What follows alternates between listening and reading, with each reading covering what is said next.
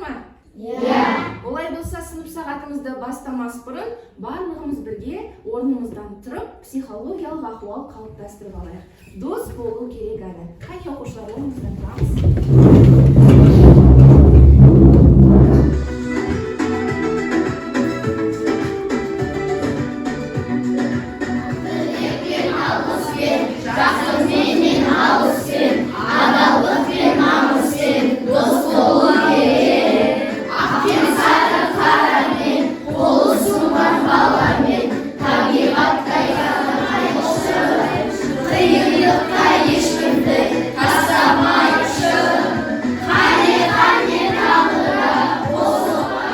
Бізде апта дәйек сөзі бар, я?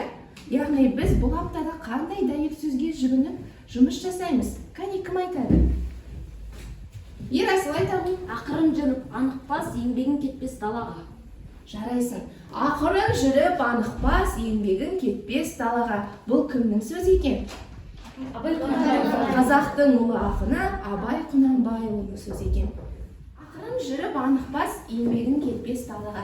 Бұл сөздің мағынасын қалай түсінесіңдер? Кім айтады? Диас айта ғой. Өзің ақырын жүріп, барлық шешімдерді дұрыс қабылдасаң, еңбегің сенің құр босқа кетпейді. Яғни кез келген істе ойланып, қадам басу керек екен, я? Сонда ешқандай еңбегіміз сыртқа зая кетпейді екен. Оқушылар, бүгінгі сабақтың тақырыбын анықтау үшін тақтаға мұқият назар аударыңдар. Бұл суретте қандай оқиғалар бейнеленген? Бірінші суретте не бейнеленген? Ұрып соғу жатыр. Керемеш деу. Екінші суретте не бейнеленген?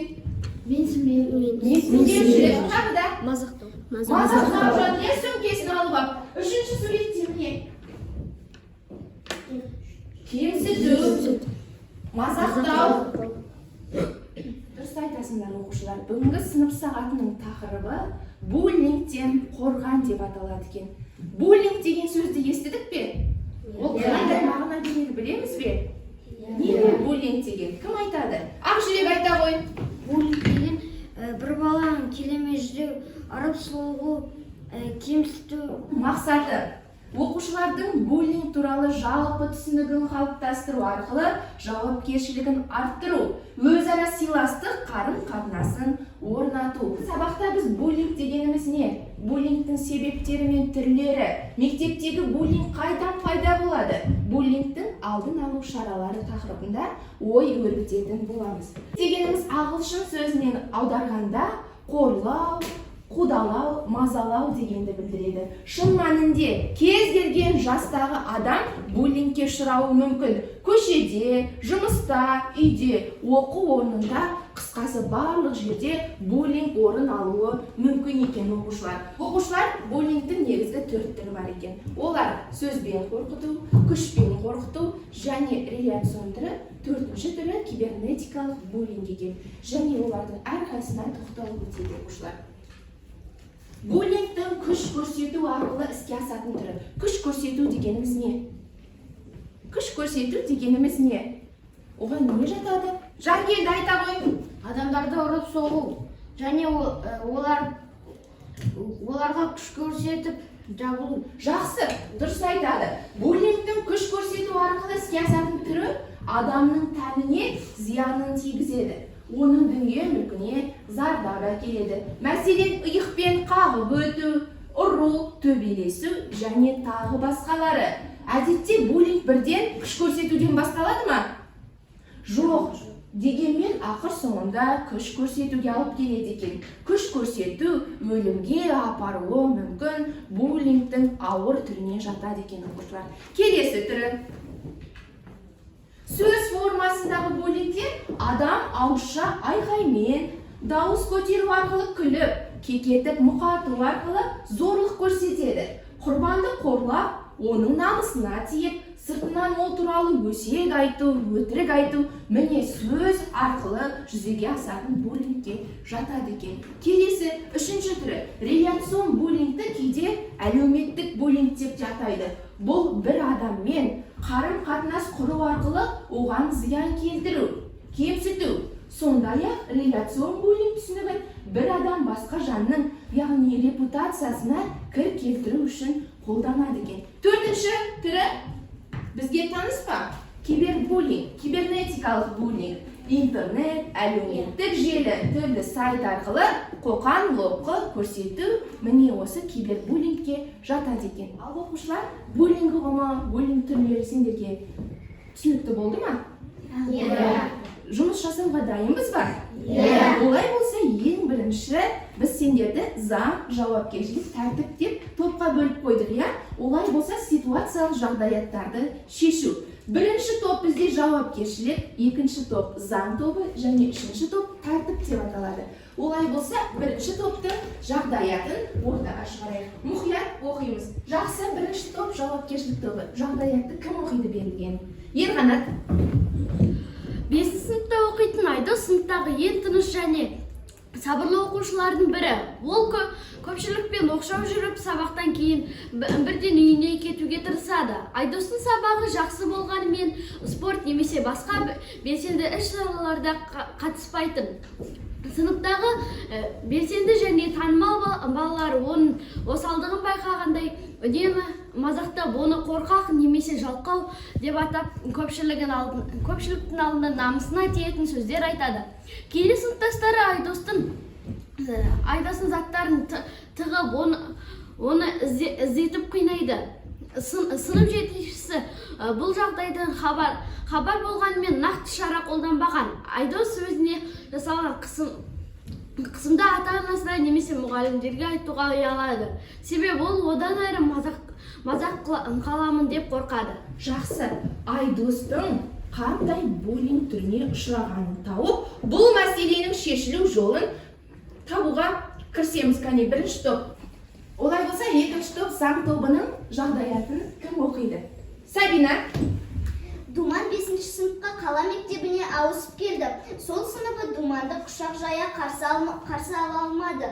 Бірінші күннен иығынан қағып өтіп, балағаттаумен болды. Думан бұл жағдайды ешкімге айта алмады. Сыныптағы балалардың үстемдік көрсетуі күннен күнге өрши берді. Дене шынықтыру сабағында Думанды бұрышқа алып, бұл жолы қатты қол көтерді. Қорлыққа шыдай алмаған Думан мектептен қаша жөнелді. Оқушылар, Думанның жағдайын түсіндік пе? Жағдаят шешуге дайынбыз ба? Олай болса, жұмысқа кірісіңдер. Келесі, үшінші топ тәртіп тобының жағдаяты. Кәнекей кім оқиды? Ақбота. Әр күні Мейрамгүлдің әлеуметтік желісінде қорлайтын хабарламалар мен жек көрушілік сөздер пайда болып бастады. Оған қойылатын сындар мен өтірік ақпараттар, тіпті оның достарына да арналған жалған ақпараттар да қосты. Бұл жағдай Мейрамгүлдің өзін нашар сезінуіне алып келді. Мейрамгүл бұл мәселеге қатысты ата-анасына немесе мұғалімдеріне хабарласпай өзін жалғыз сезінді. Себебі ол өзіне жасалған кибербуллингтің үнемі жалғасып жатуынан қорықты. Жақсы, түсінікті болды ма? Мейрамгүлдің жағдайы. Сендерге тапсырма. 5 минут уақыт беріледі. Яғни, оқушылар қандай буллинг түріне ұшыраған? Сендер қандай шешім жолдарын ұсынасыңдар? Буллинг түрлерін қане есімізге түсірейікші? Сөз арқылы, күш көрсету арқылы, әлеуметтік буллинг және кибербуллинг. Сайттар, интернет желісі арқылы көрсетілетін қоқан-лоққы, міне кибербуллинг деп аталады екен. Кеттік, жұмысқа кірісеміз.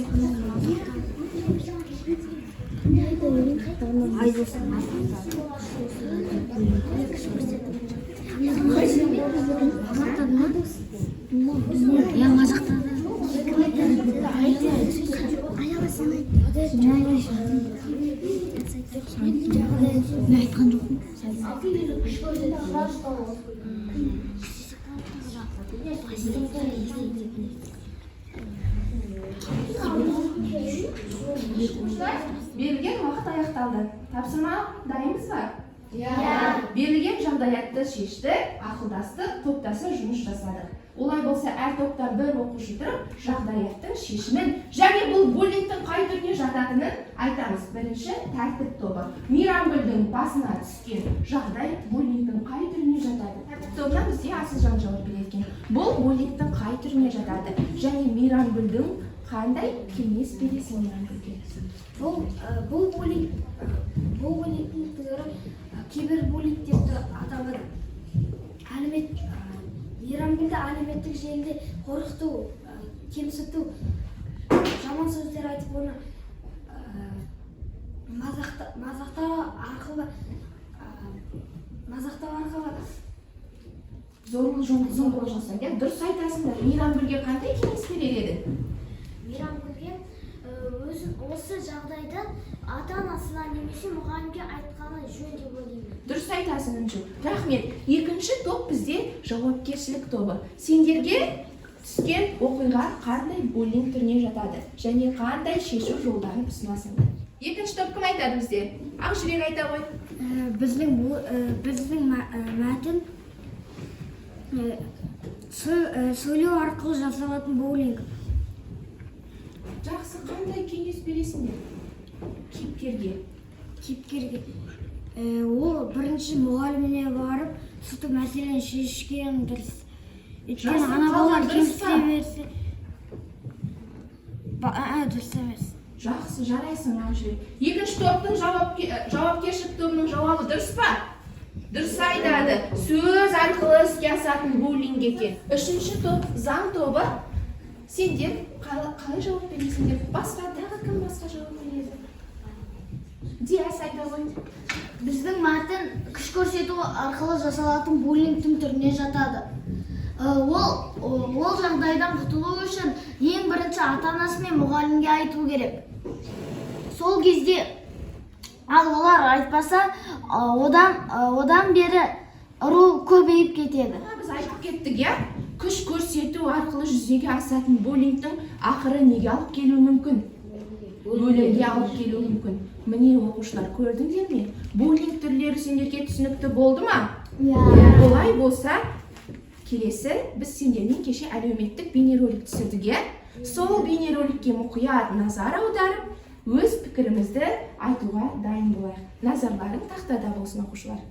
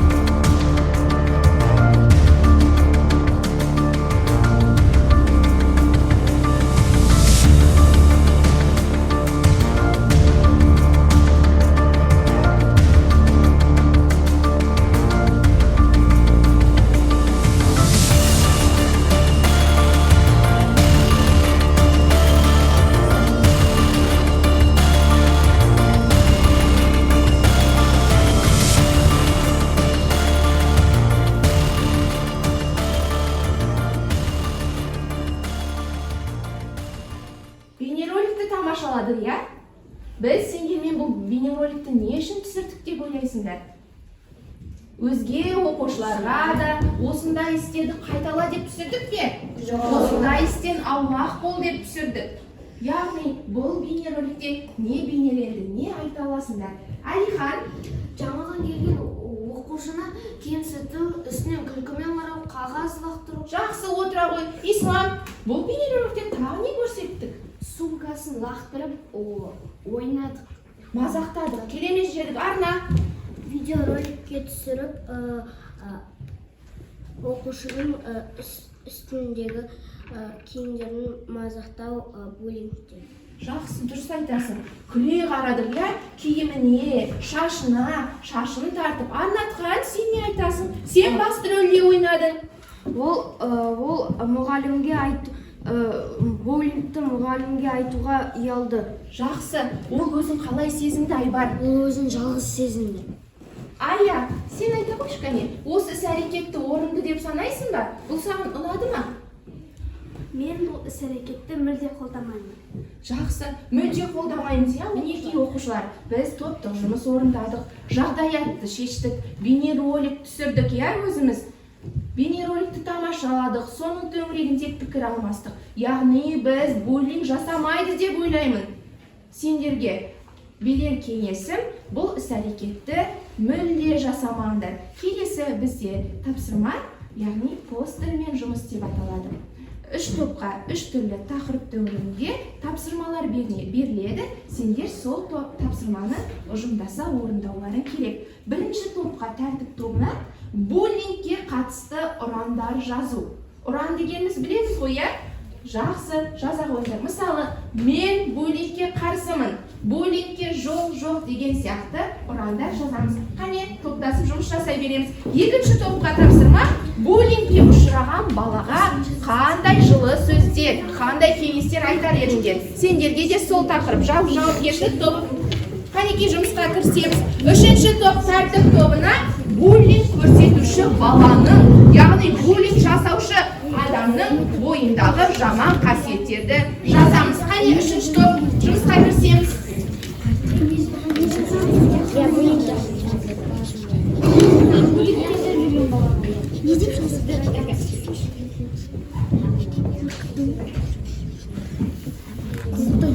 Қасында, мен сені қолдаймын, досым.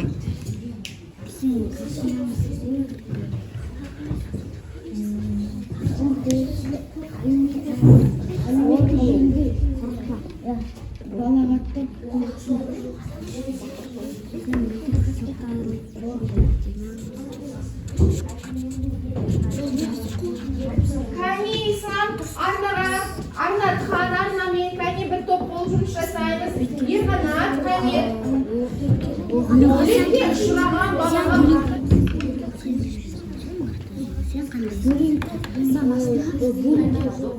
топтың жұмыс орындалып бітті. Тәртіп тобы, сендерге берілген тапсырма қандай еді? Буллинг туралы Ұрандар жазу. Кәнекей айтамыз, қандай ұрандар бар? Қандай ұрандар айта аласыңдар буллинг туралы? біз буллингке қарсымыз. Буллингке жоқ. Буллинг өлімге апаруы мүмкін. Жақсы, жарайсыңдар. Жауапкершілік тобы, жауаптарыңды айта беріңдер. Сен күштісің, сен мықтысың, біз сені қолдаймыз. Сен бұны да жеңе аласың. Жарайсыңдар. Буллингке ұшыраған балаға айтылатын қамқорлық сөздер. Жақсы, жауапкершілік тобы, жігіттер, қандай қамқорлық сөздерін айтар едіңдер? Айта қойыңдар. Ештеңеден қорықпа, біз сені қолдаймыз. Әрдайым сені қорғауға дайынбыз. Ол сені ұрып, тиісіп жатса, бірінші мұғаліміңе бар. Ол сені мәселеңді шешіп береді. Жарайсың, Жантөренің тобы. Жарайсыңдар, дұрыс айтасыңдар. Біз сендерді, достарымызды әрқашан қолдауға, қорғауға дайынбыз. Жақсы, заң тобы.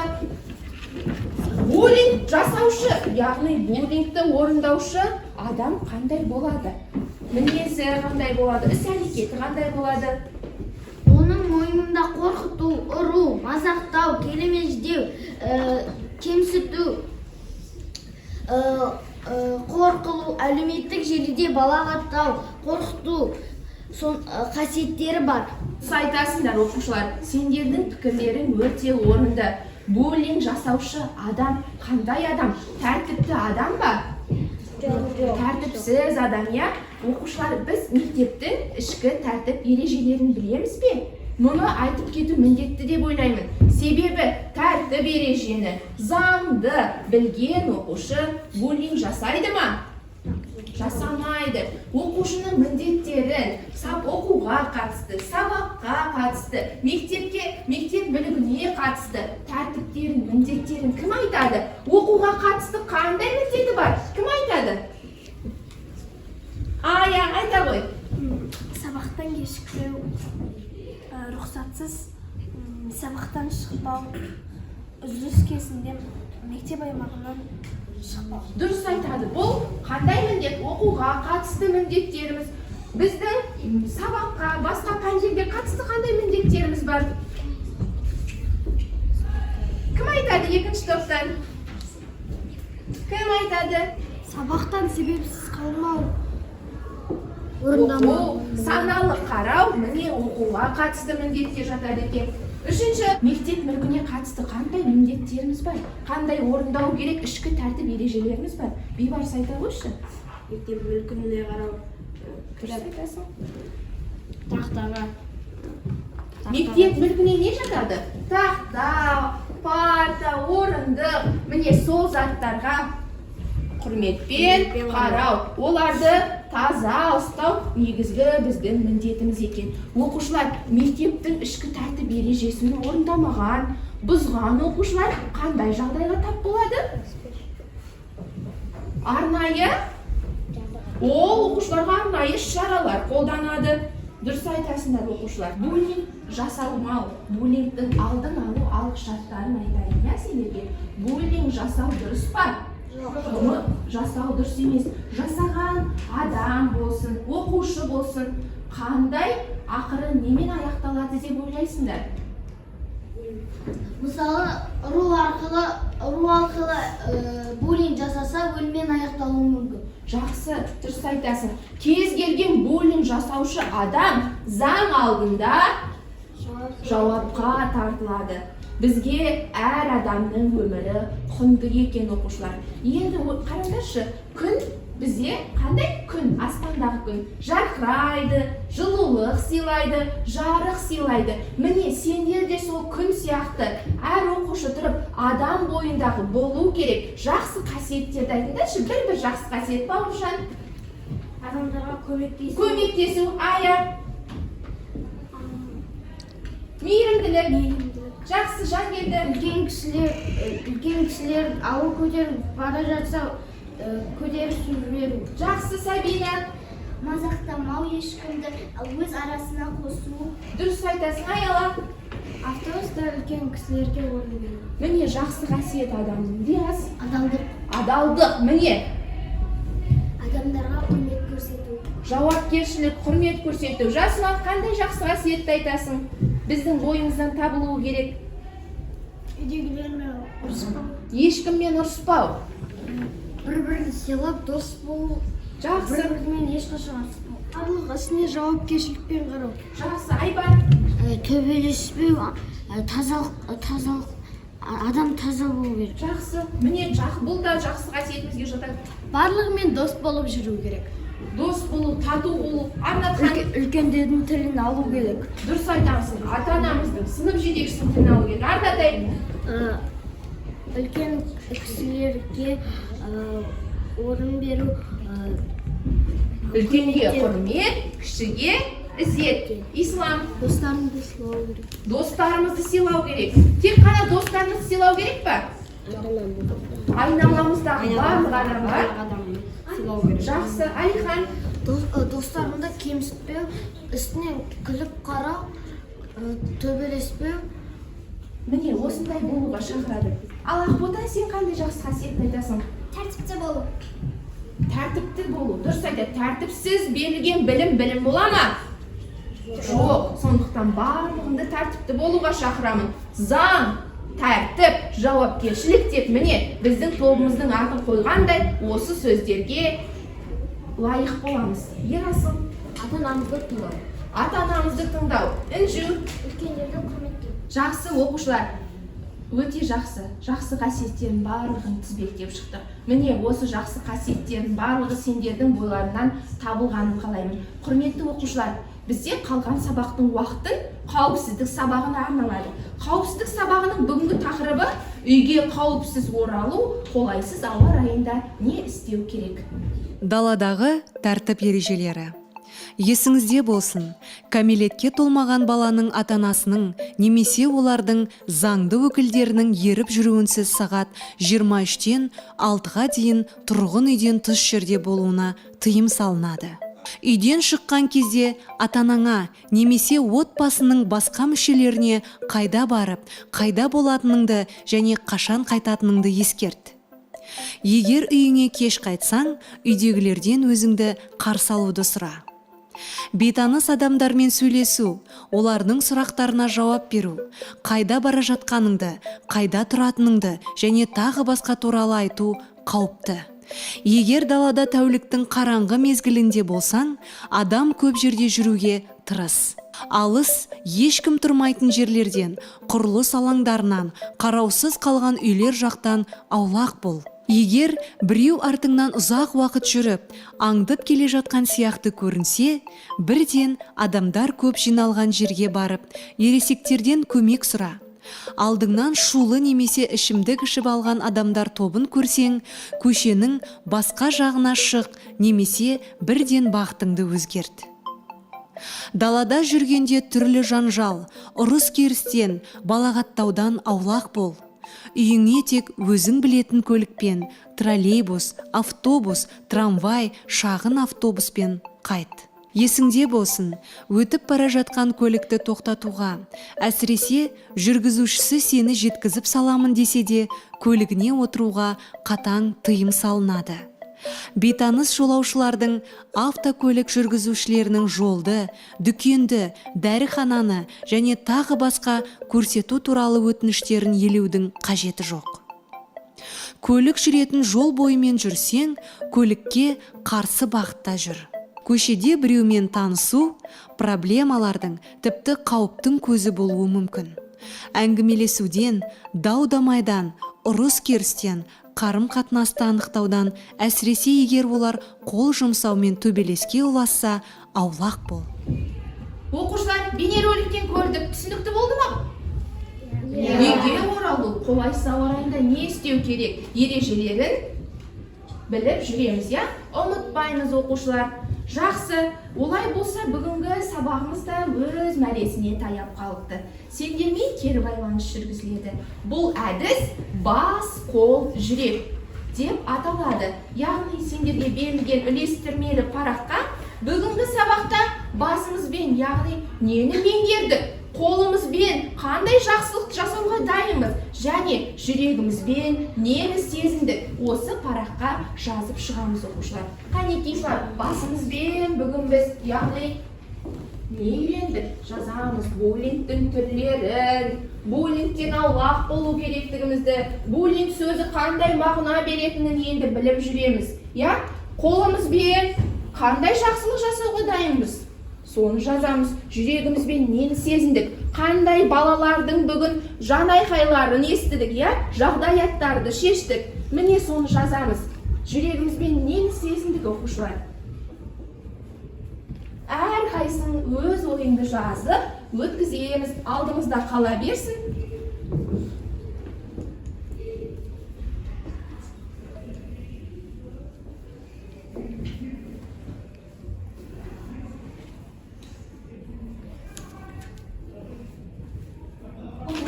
Кері байланыс бердік пе? Сабақ түсінікті болды ма? Буллинг жайлы мол мәлімет алдық па? Буллинг жасаймыз ба? Буллинг буллингке ұшыраған адамға көмектесе білеміз бе? Жақсы. Буллинг туралы бірден хабарлаймыз ба? Буллингті жасырып қалуға бола ма? Буллинг ұшыраған жағдайда бірінші кімге айтамыз?